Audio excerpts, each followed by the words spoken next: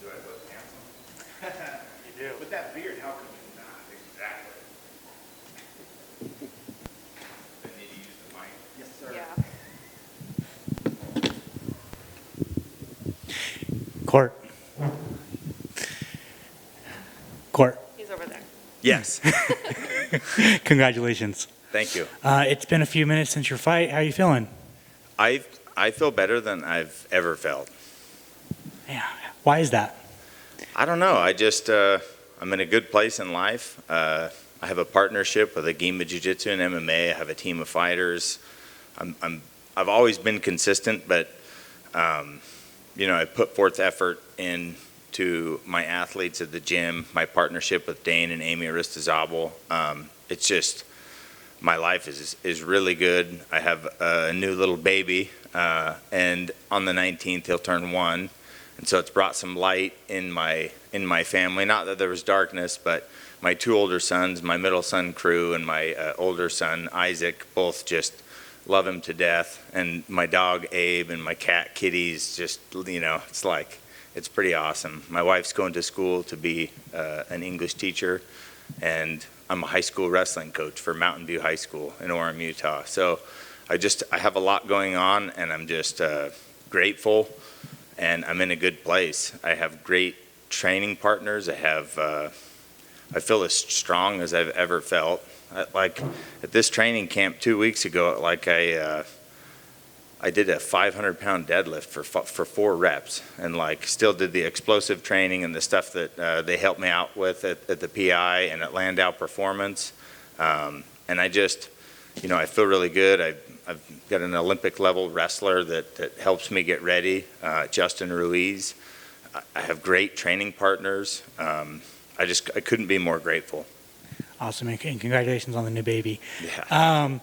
The broadcast said that it's probably, you look the best you've ever looked, and I agree, man. Do you agree with that sentiment?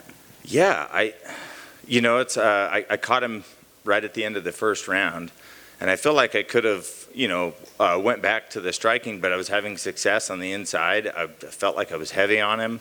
I did take a knee or two and got in a few tight positions. The guillotine at the end in the 3rd round, I had my elbow in, so I felt safe there. I felt like I wasn't going to give up position, and I wasn't going to get submitted, and eventually pop the head out and, trap the arm and land a few shots and see if I could get the arm triangle or get a submission and get a finish. But they seem to all be really tough. Do you think people overlook you because you went on that 3-fight skid? I think so. I've had so many questions, and I've thought about stuff, and so I wrote out my whole career. And it's like, I think that was my 35th fight, and I count the 4 fights I had in the Ultimate Fighter House. So that was my 23rd UFC fight. I don't care what anybody says. I just my biggest fear is not competing to my best potential. And I haven't ever left and thought, man, I didn't put everything into that. I thought, I could change this and do that and nitpick a few things. But I just, it's like everything's coming together, and I just, I have a case of the efforts, I guess you could say. I had a conversation with my neighbor about a year ago, Mariana. She's across the street, and she's she was a theater teacher for 30 years or something, and she said, maybe you need, because you're such a nice guy, maybe you need to just build a stage character, the Crusher, and be the Crusher for 15 minutes.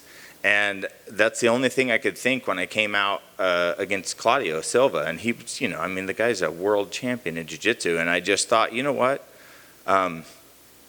Jake Shields caught me a couple of times in a 10-year period, but I don't get caught that often. And I have great training partners. There's a mecca of jiu-jitsu in Utah. A lot of people don't know that, but Pedro Sauer started in the 80s in Provo, Utah. And so we have an abundance of black belts, including Dane Aristizabal, my teammate and training partner for 15 years.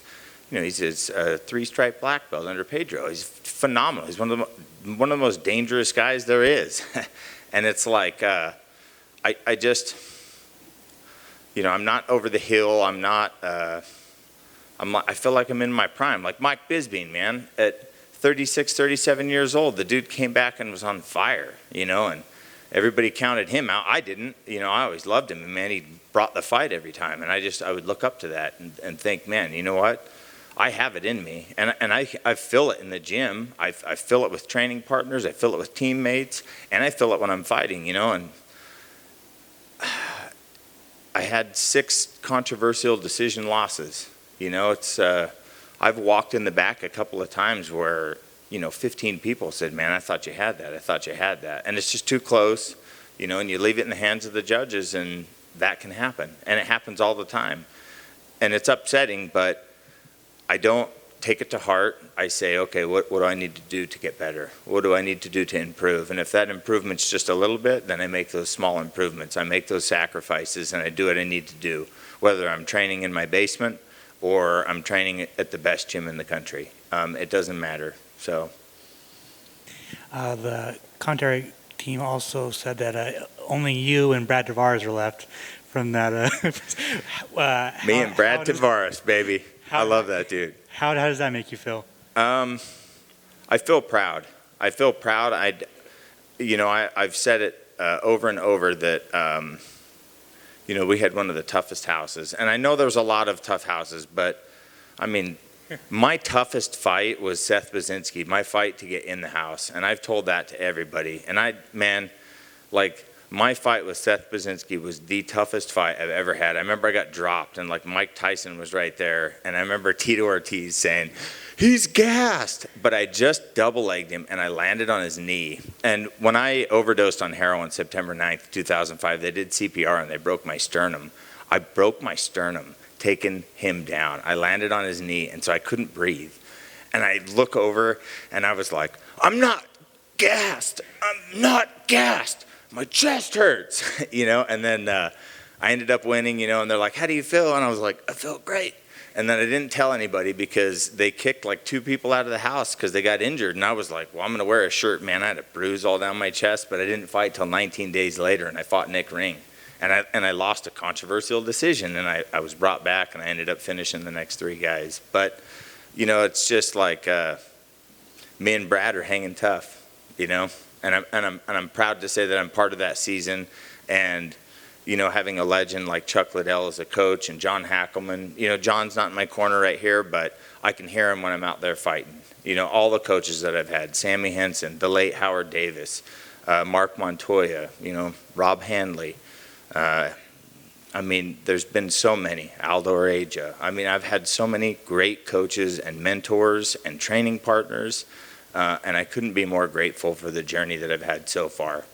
And, you know, like they say, it's just begun. Do you want another one this year?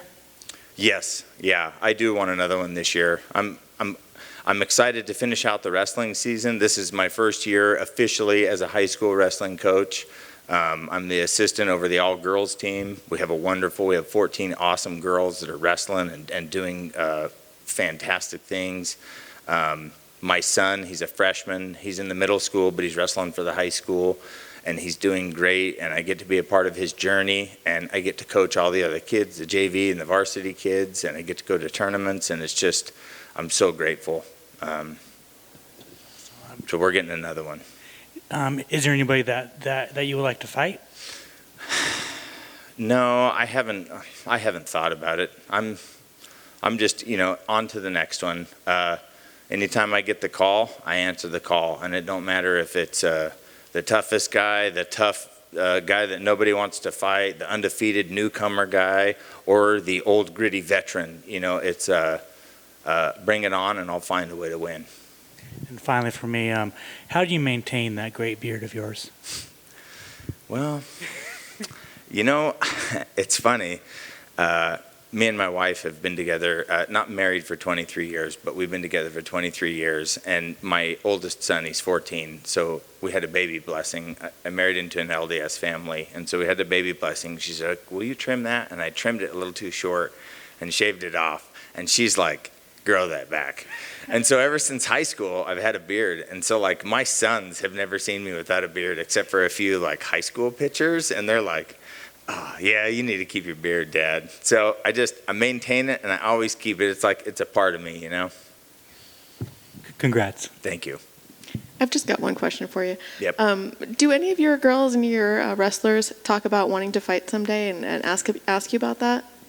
I have one or two that are interested, but I have a few girls that are interested in going on to college in wrestling and freestyle. And so I'm trying to, with the team of coaches that we have, like look at some colleges and look at growing. But I do have 4 or 5 girls, a few that have graduated that come back and help the student body that are interested in training. And I'm going to make it available for my high school students off season, and especially during summer where kids fall victim to drinking and smoking pot. And, I want to keep them in the gym, training, doing wrestling, maybe a little bit of jiu-jitsu, and keeping them on the mat and helping them grow in maturity. And so I have a few that are interested. I don't know necessarily if I want to push them to compete, but I would love to have them compete in freestyle off season or jiu-jitsu tournaments, just to help keep them fresh and keep them on the mat and keep them like they have a group of people around them. What's the hesitancy to not have them compete? It's just the sport is very challenging, and I think you're either born with it or not. You can't fake it. And so if it calls to you, then I'll be there and I'll help you in any way possible. But outside of that, I don't want to push them towards, well, you should compete in mixed martial arts, because it's it's very challenging. And not that they're not up for the challenge. I just I want to keep them focused on education. That way they can continue to grow. And so. Thank you. Yep. I don't want to stretch it out too much longer, but thank you for your time. Yep. It was wonderful hearing you first come in and talk about how happy you are, seeing your journey. It's always been very inspirational. You've always been open. I think it's been one of the greatest things that people can take from your career and from your life. Listening to yourself right now, and you think about this journey and you look at the court that was just getting over addiction, would you ever think, or did you ever dream that you would hear yourself saying some of the things that you were saying when you first started this interview? Oh man, you're gonna make me tear up, bro.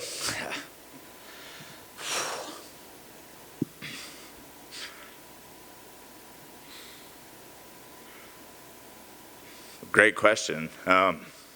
No. I didn't give myself a shot.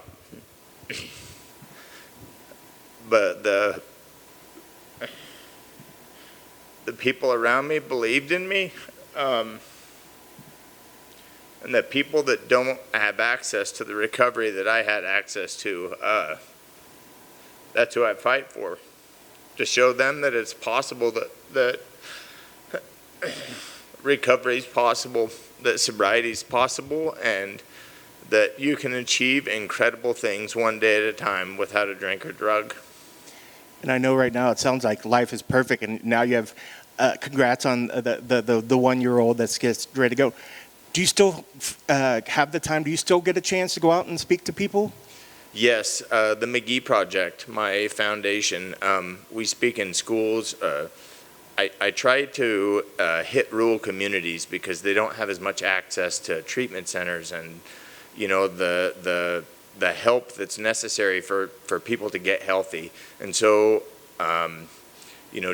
different places hire me to come out and speak to student bodies, to middle schools, to high schools. And I share my message of overcoming adversity, addiction. Of course, I have the highlight of the 23 UFC fights and the bloody battles, so I get some of the kids that are on the outskirts. And then after I get done speaking and then doing a little mitt session with my boxing coach, who's also in long-term recovery, kids come up and they open up and they say, hey, man, I need help. And then I have access to help, and I can get them the help they need right there. And so, if people are interested in having me come speak, they can contact the McGeeProject.org. We have a website, and they can have us come to their communities. And we do, speaking engagements open to the community. I do like motivational speeches to, high school and college teams, athletic teams, anywhere where addiction is prevalent. And with athletes most, you get injured, you get prescribed some pain pills, you're bummed out because you're not competing, and you can fall victim just as easy as I did. I had a great family. I have great, wonderful parents that are not alcoholic. I have support. I was never neglected. There was no abuse, and I fell victim to it because I had the disease of addiction. And there's thousands and thousands, if not millions, of people that struggle with addiction daily in the United States. And so, that message of overcoming adversity, my life story, from homelessness, heroin addicted, to overcoming that adversity, surrounding myself with people in long-term recovery, and then fighting on a local circuit, making it through the juvenile justice system, the adult justice system, getting expungement, building relationships like with my attorney general, Sean Reyes, who's a close friend of mine, to speaking in high schools, speaking in middle schools, speaking at universities, and then becoming a school coach. It's just like, it's necessary and it needs to be talked about. We're in a pandemic right now, but how many thousands of people are we going to lose today because of accidental overdose? And it's, not very many people talking about that. And it's serious. And it takes everybody. It takes everybody, and it takes, everybody knows somebody who struggles with addiction. So. And last thing, and I appreciate that so very much. And I know for most athletes, and especially in their sports, trying to get a title, trying to become a champion is always one of those great things you're always striving for. But to know that you're actually making a difference and knowing that you could actually save a life, is that a more important goal and something that you're hoping to get out of this platform more so than actually maybe a UFC title? Man, 9 years ago, maybe 10 years ago, I spoke at my first high school, and I had a young kid come up to me who was struggling with addiction. That kid's married. He works on an Air Force base. He had a little baby, and he keeps in touch with me. And as soon as that happened and he came forward and asked for help, like, I had already won.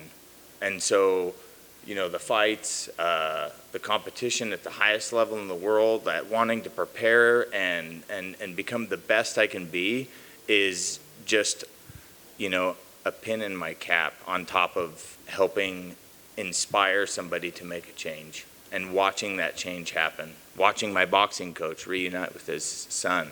That is a beautiful thing to be a part of, to see a fellowship grow up around me. It is a wonderful thing. It is the highlight of my life, is working with an alcoholic and drug addict at the lowest of his time. And it's given everything of any value in my life. That's incredible. Thank you so much for doing that. Thank you.